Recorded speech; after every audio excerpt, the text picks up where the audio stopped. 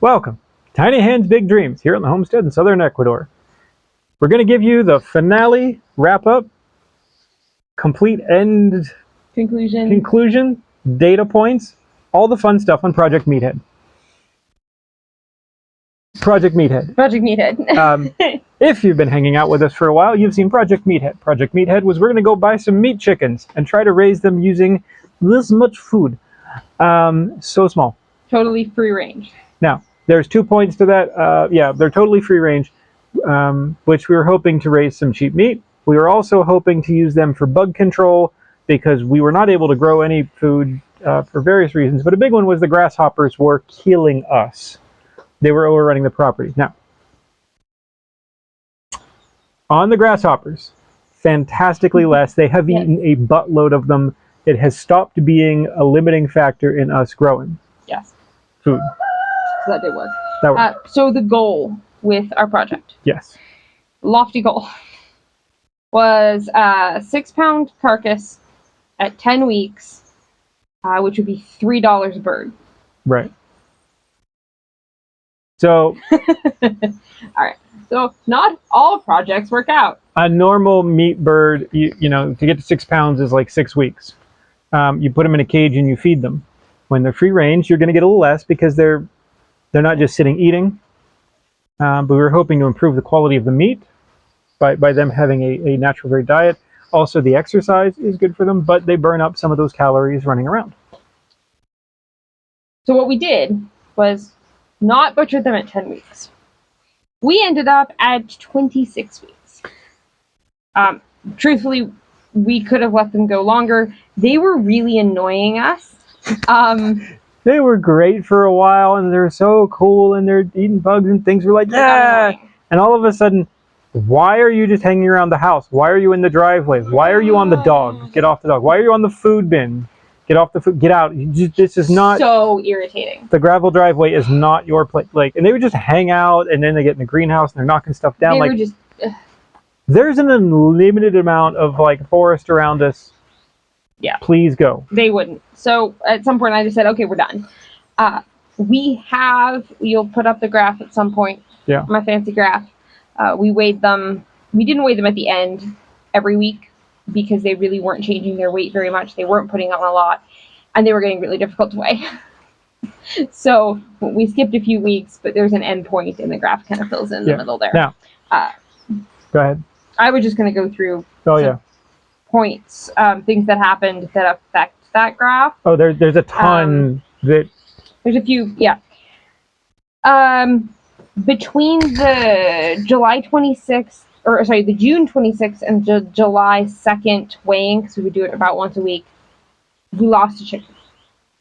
Literally lost a chicken. The chicken just didn't come home. No feathers, no carcass, no things, no what. Just, these weren't little at this point. They were like this was decent size. The biggest rooster of the batch. Like, he was the big chicken. Disappeared. And we thought he was going to take over and be like the bigger.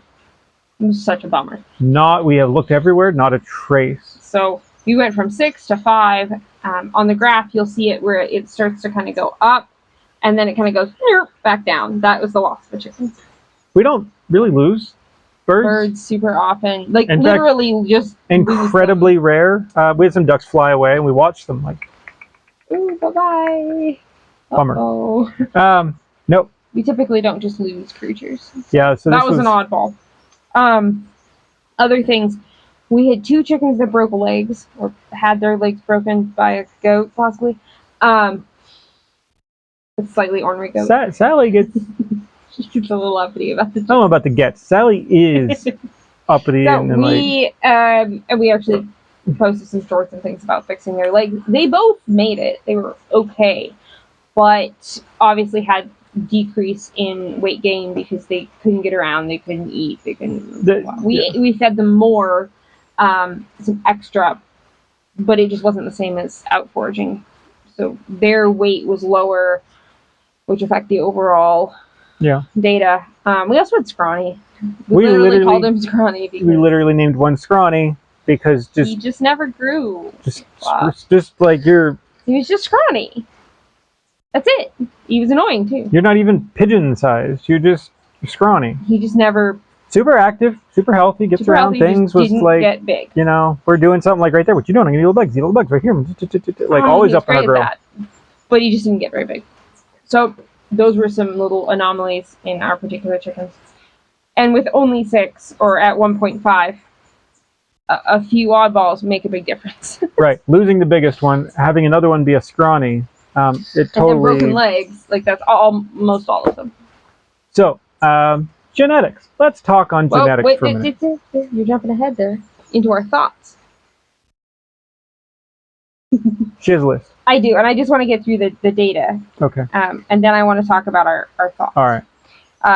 So when I butchered them at 26 weeks, the total carcass weight of all five was 13.8 pounds. Carcass weight. Carcass weight for me is skinned, gutted, head and feet removed. So we're all on the same page. Because carcass is different to different people.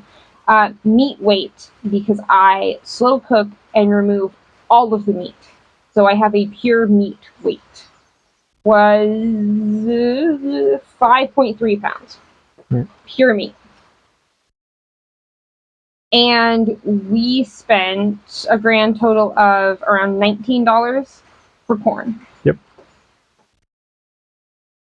So that puts us at almost $2 a pound. And was the $2 a pound number, carcass. that was carcass weight? Yeah. Okay. Not great. We Not were great. aiming for 50 cents a pound. Giving 50 cents. If you just put them in a cage and feed them, it comes out as less. I don't know. And this is maybe where we can transition into our thoughts. Yeah. I don't know if our birds, that particular 6, would have gotten tremendously bigger being confined and fed. I just don't. I've also seen some of the neighbors have the same kind of birds from maybe the same. They're still hanging out. They haven't even butchered them.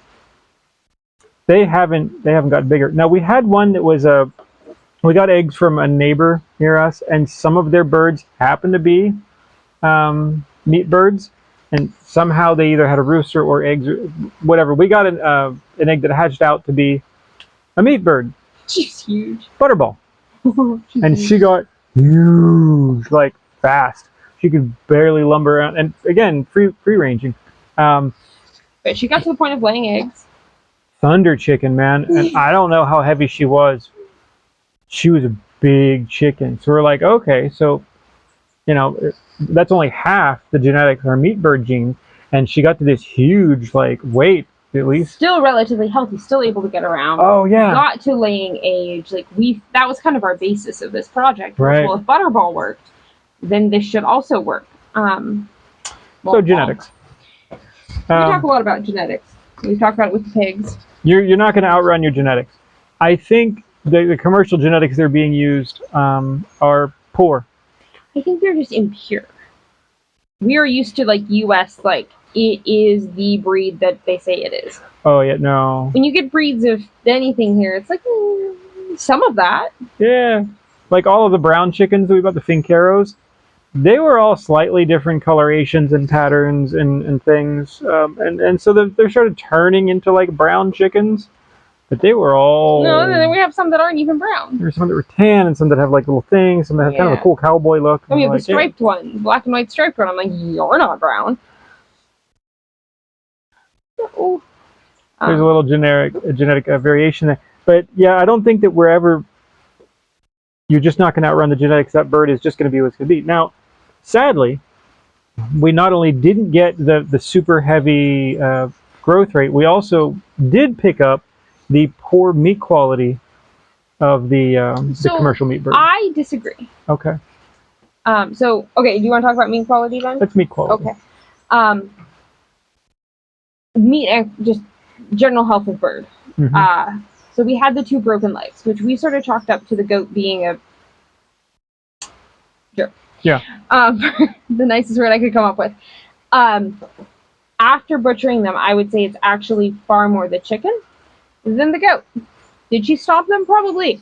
I also sort of just accidentally broke a bone, like the leg bone. Like I literally just broke it. my little handies. I'm not that strong. Which leads me to think that those were just not... I wouldn't even say they aren't healthy. They had everything that a chicken could possibly need to be healthy. I wonder if they were just poor genetics. I think so. So that part was not particularly exciting. We got some more. We got another batch a little while after that of the finqueros and the cubanos, the meat birds. And we're kind of seeing the same thing. And we're watching them grow up. Some of the finqueros, which are supposed to be a dual-purpose bird, are beating... I think they all are now. All of them are beating the meat birds for weight. We also lost more meat birds than anything else to a broken finger. I think now some of that was outside of the bird's control, but I felt like we lost more of those than anybody else. Yep. So carcass meat quality was fine. Everything was healthy. There was no problems. There was no heart attacks, no issues. The meat is fine. I would say the meat is better than like a cheap store-bought chicken. It is older. It's going to have a bit more flavor. I wouldn't say the meat quality is poor at all. Okay. I would simply say that we had gotten used to having, if we had chicken at all, we had much, much older chicken, which is going to be tougher. It's also going to have way more flavor. Yeah. These were, even at 26 weeks, they're still much younger than what we had been eating on occasion. That's true. So I think that was the only real difference. They're just not super flavorful or exciting. Yeah. It still made good canned chicken. Yeah, the weak bones. Now, I was concerned that the bone broth might turn out sad and pathetic. Yeah. And it didn't, and it was okay. Great. Remember I shook it at you? That's what that was. That's what I do. Mm-hmm. Well, whenever it gels Comes up, up and she like jiggles. It gelled up well, so they weren't lacking in collagen or anything. So for whatever that's worth, that part was great. I'm not impressed. I'm not overly excited. I also don't think that they were Cornish Cross or even a local meat bird. Looking at the way their bodies developed was far more like a typical just laying hen. The breasts didn't get big at all. I wonder if there wasn't like Leghorn crossed with Cornish Cross, but they're both white chicken. But personally, I'm not opposed to that because that's the thing I don't like about Cornish Cross. Yeah. So, thoughts on... Do you have anything else to say about... Scrawny may have been a wonderful chicken to keep as a... Except he was a pain. I said may. I hung him by his feet so many times. We carried the chicken was just so much. We would just carry them, would literally carry them top of the mountain and They would try to steal the dog's food, and that's just not okay. Not okay. Anything else to say about the meat itself? No. I mean, you've eaten it. You haven't been displeased. No, it is canned chicken. There's different ways to eat chicken, and we've talked about it before. So a lot of people will batch out meat birds and then freeze the whole thing, and they just think that's what a meat bird is. You can. That is our least preferred method. Separating it out into here's a bag of thighs, here's a bag of wings, here's breasts, 4 meals, better. Mm-hmm. Taking it all apart into just meat and canning it, and then being able to open canned chicken for fried rice, for sandwiches, for... And I don't do that. A lot of people will do that raw. I don't do that raw because it's a pain to get all of the meat off of a carcass raw. I hate it. So this time I just threw everything. I had a big stock pot that I just took out to put all the carcasses in as I cleaned it, and I looked at it and went, I can just stick you in the oven.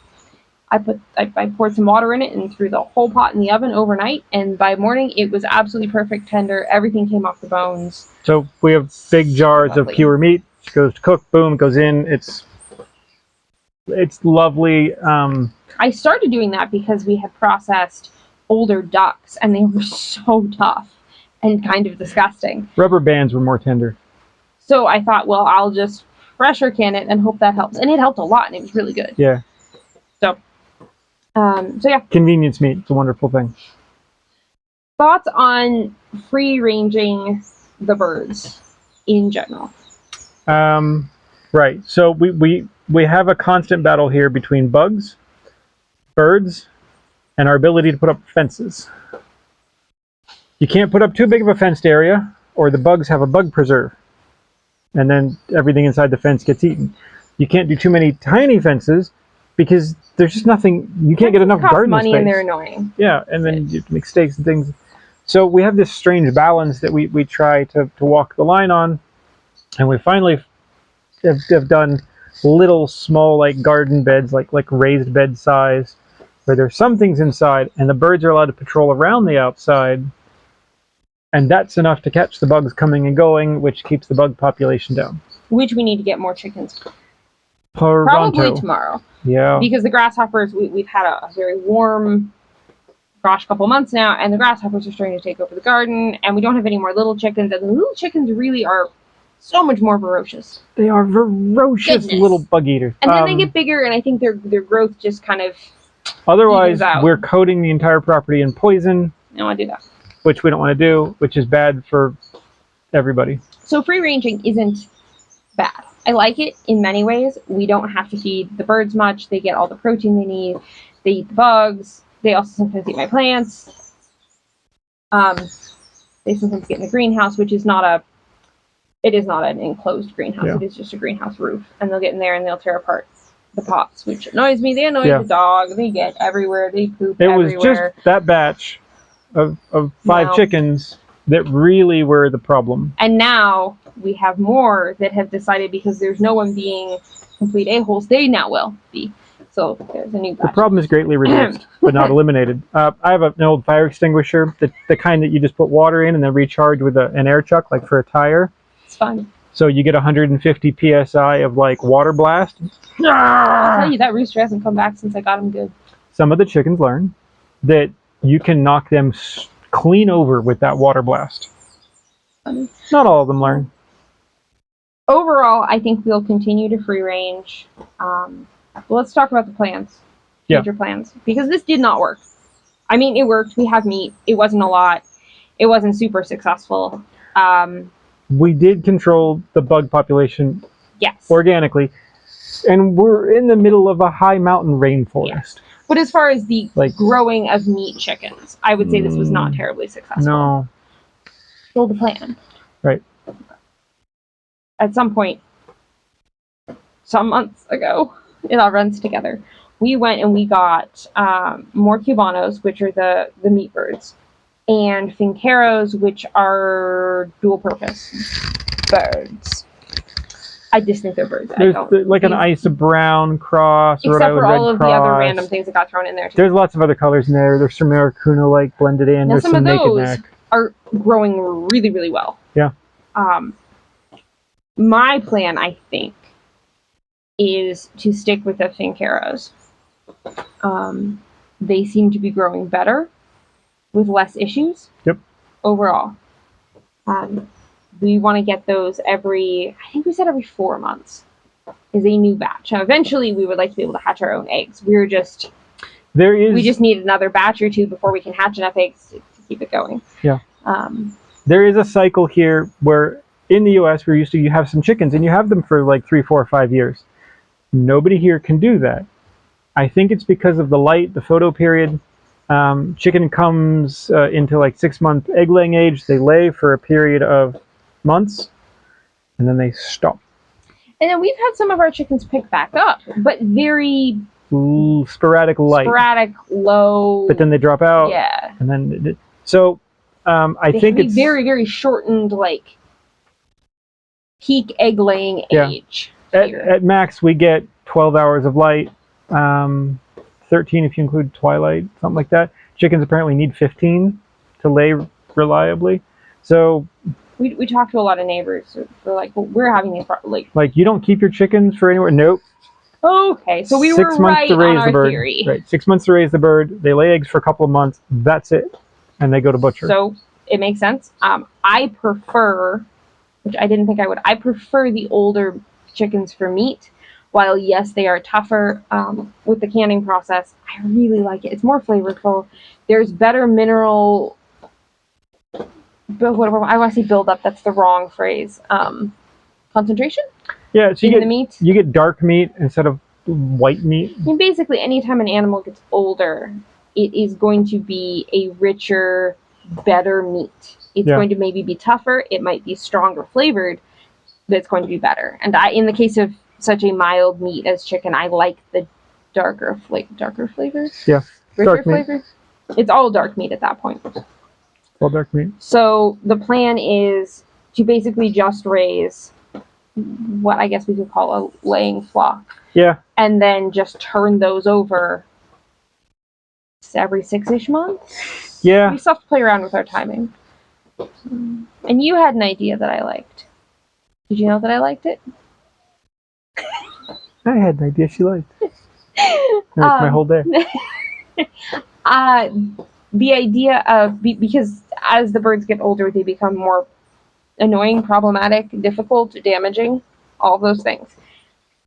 To at some point, at some age that we have yet to determine, when they start getting problematic, we put them in a fenced area, a large fenced area, and sort of feed them. It also would eliminate the egg problem of, oh my god, the chicken laid an egg somewhere on the So part of like world. like a rotating pasture issue. So we would let we have like the small fowl area, which is like a little orchard that's fenced. When they're little freshies, we put them in there. Yep. Give them a little bit to get used to their house, to go back to their house. And when then if they don't, we can go and grab them easily at night, scoop them up, put them back they're in a fence. They usually get it after a couple days. And then once they're sort of trained to that, which lets them eat down the bugs in there too, which is good. Then we move them out to free range. You lean your head that way. There's one of the little houses is right up there. It's just like 2 by 2 foot, 18 inches high. And we may need a bigger one if we're doing more birds. Yeah. But move them out, let them free range, which would then kill all the grasshoppers and bugs and things. Yep. For another month or 2 or something until we decide they're becoming problems or we want to get more, and then we move them into somewhere. We're still working on this plan. That would be a large fenced area. Right. I don't want to confine them, but I also need to be able to find the eggs and have them not just be everywhere, destroying everything all the time. Because if you have free-range chickens, you know that they want to be near you and they want to poop on everything that you care about. And most of it's right next to our house. Always. Like, right. And when we move to that house, they're going to be up there. They just will. Senior chipmunk. Every video. Okay. Yeah, So, every video. that's my thoughts. Does that seem like a... It does. I mean, what's your idea? How'd you come with it? Well, I visited the Pitahaya farm close to here, and they had a bit of a bug issue, but they're trying to not use spray and things. And I said, well, why don't you get some chickens and just let them like roam the whole mountain here and eat them up? And they said, oh, well, they scratch, and the Pitahaya has such pitiful little root systems. Any scratching near a root kills a plant that has taken years to grow. I'm like, oh, okay. Well, one, the little chickens don't scratch. They just walk around and peck. It's only when they get bigger that they start to really scratch. And then I had another idea to help them out, which could work. But I said, but basically, and then once they get big enough to start doing any sort of damage or pecking at the actual plant, which is, a couple pound size, just move them down to a fenced area, feed them until they get bigger, and just rotate them. You said that, and I was like, why don't we do that? Use the chicken for its chickenness as it chickens. Instead of trying to keep the chicken from doing the thing that they're going to naturally do, put them in the place where you want them to do that thing. Yeah, they're more valuable at this stage doing this thing, and at this stage doing this other thing, and then at the final stage they're more valuable as meat. And use them for their... Which is strange for us because we have had chickens before and we've gotten attached to our chickens. We've named them. We've loved them. They're pets. You have them forever because they lay for many, many years. The obvious answer is putting a light in the coop, which some people do, especially if they have a fully enclosed chicken yard thing. If you put the light on at night, the chickens won't go in the coop. If you put it on in the morning, look, the dumb things are already up at 5 a.m. like crowing. Yeah, I need to add 3 hours. let's not do that. I'm I'd gonna like to listen to that rooster 2:30 in the morning, like start crow. There is also just working with the natural animal a little There bit. is. If we already want the meat, then this makes more sense than trying to get laying hens to lay all the time and having meat birds and trying to manage 2 different flocks and different needs and different spaces. I may still play with it with one of the coops with supplemental lighting just to see if I can overcome the issue and change the pattern. Okay. I may. But the problem is, yeah, they're all distributed all over the property. So it becomes a wiring problem. Yeah. Yeah. So that's kind of the plan for the future. Yes. It's the future of meat. Yeah. But we don't have to put a whole lot of work into them. No, but nothing is as effective at eating grasshoppers as the little birds. Yep. It's probably even more effective than spraying, and we don't have to ingest the pesticides. And then you're growing meat. Yeah. Win there, isn't it? Even if it's slow.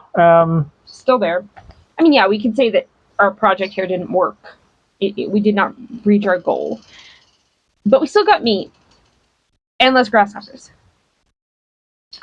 Yeah. So it's not a loss. It's not a total failure.